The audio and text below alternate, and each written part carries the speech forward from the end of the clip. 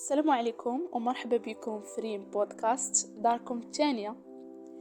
خاصكم تعرفوا باللي المرحلة الجاية إن شاء الله غادي يكون فيها بزاف ديال المحتوى وبزاف ديال الحب والاهتمام مني لكم نتوما. هادشي علاش ما تنسوش ديروا لايك وابوني.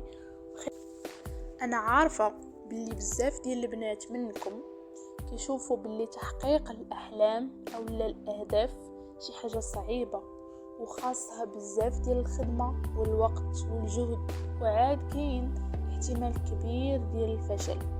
هادشي علاش جيت اليوم باش نقول لكم باللي هادشي كاين غير في المخيلة ديالكم.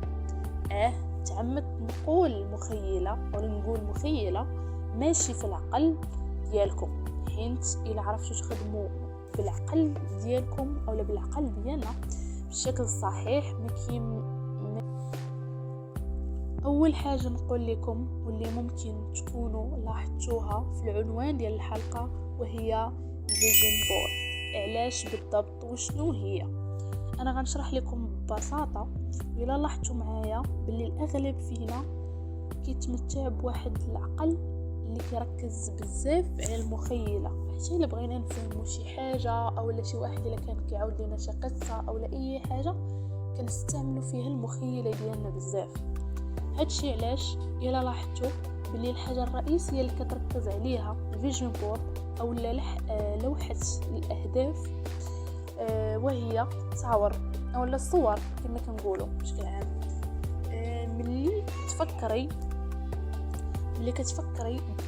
ملي كتفكري باللي انتي كتملكي واحد الحاجه او واصله لواحد الهدف معين، راه كيعطي العقل او العقل ديالك كيعطيك الطريق او الطرق اللي ممكن يوصل او توصلي بها لهداك الهدف ديالك او الحلم ديالك.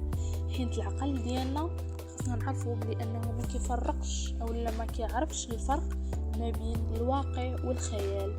دونك نستغلوا هاد الحاجه ونعطيه فقط او لا، يعني انني كنعطيه فقط شنو بغيت، وبطبيعه الحال كيكونوا دي زاكسيون اللي كيخصني نديرهم. كيفاش ندير او لا نصوب حتى انا لوحه اهداف او لا فيجن بورد ديالي خاصه بيا.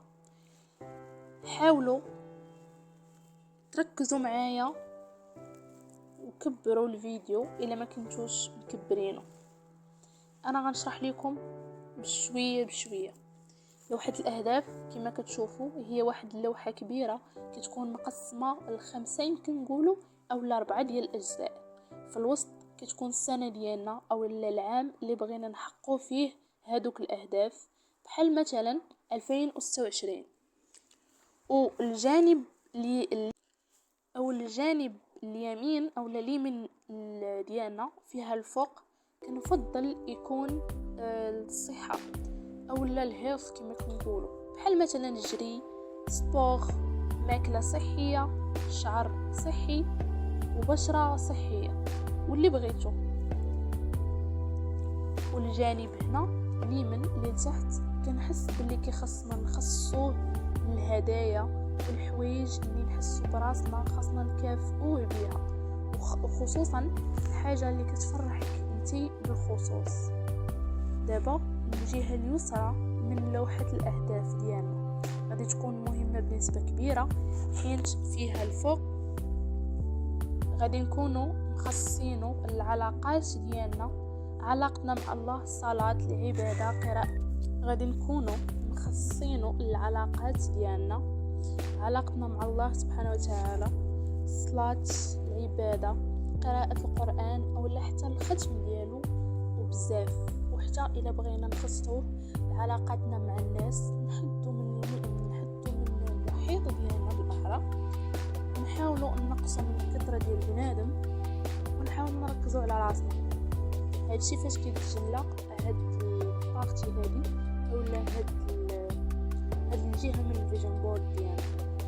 الجهه هادي غادي تكون مخصصه للعادات، الجهه اللي غتكون تحت من هاد الجهه اللي يلاه دوينا عليها بحال القراءه، قراءات مثلا مكتوبه، الا بغينا حتى اللغات او مثلا حتى اهداف دراسيه كانك تحصلي على واحد دبلوم ولا شهادة معدل معين يجي واللي بغيتو ونبغي نقول لكم اللي إلا وصلتوا لهنا فعرفوا اللي نتوما وكل وحدة مميزة منكم بطريقتها الخاصة بأهدافها وأحلامها، والأهم هو أنكم ما تخلوش عليهم وتآمنوا بهم، حيث الله سبحانه وتعالى ما كيحط في بالك شي هدف أو حلم إلا وكون متأكدة باللي غادي يكون من نصيبك انتي إن شاء الله.